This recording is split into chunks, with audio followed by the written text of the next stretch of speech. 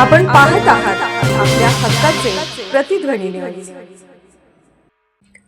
महापालिका निवडणुकीच्या पार्श्वभूमीवर राजकीय हालचालींना वेग.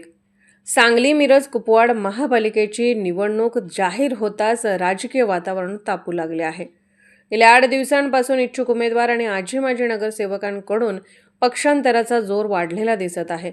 अनेकांनी प्रवाहाबरोबर राहणे पसंत करत आपली राजकीय दिशा बदलली आहे.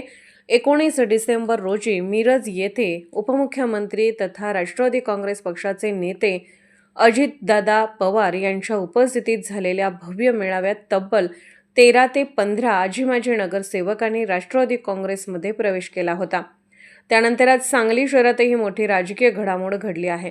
दिनांक 26 डिसेंबर 2025 रोजी सकाळी 7 वाजता पुणे येथे राष्ट्रवादी काँग्रेस पक्षाचे राष्ट्रीय अध्यक्ष व राज्याचे लोकप्रिय उपमुख्यमंत्री माननीय नामदार अजितदादा पवार यांच्या हस्ते सांगलीतील विद्यमान व माजी नगरसेवकांचा जाहीर प्रवेश पार पडला.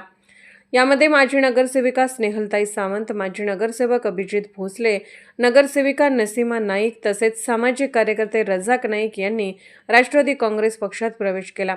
हा प्रवेश सांगली शहर जिल्हा अध्यक्ष माननीय प्राध्यापक पद्माकर जगदाळे यांच्या मार्गदर्शनाखाली पार पडला.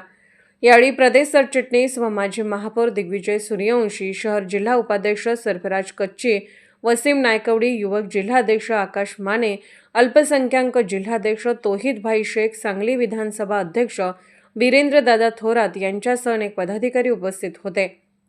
विशेष म्हणजे युवा नेते सचिन सावंत हेही कार्यकर्त्यांमध्ये प्रचंड प्रभाव असलेले नेते मानले जातात. त्यामुळे संबंधित प्रभागात राष्ट्रवादी अजित पवार गटाची ताकद लक्षणीयरित्या वाढल्याचे चित्र आहे. सांगली, मिरज आणि या दोन्ही शहरांमध्ये अजित पवार गटाची ताकद वाढत असल्याने भाजपलाही आपली निवडणूक रणनीती बदलावी लागत असल्याची चर्चा राजकीय वर्तुळात सुरू आहे. मात्र अद्याप कोणत्याही पक्षाकडून अधिकृत उमेदवार जाहीर झालेले नाहीत. राजकीय तज्ज्ञांच्या मते 29 डिसेंबरपर्यंत जवळपास सर्वच प्रमुख पक्षाचे उमेदवार निश्चित होतील आणि त्यानंतर निवडणुकीची खरी रंगत पाहायला मिळणार आहे.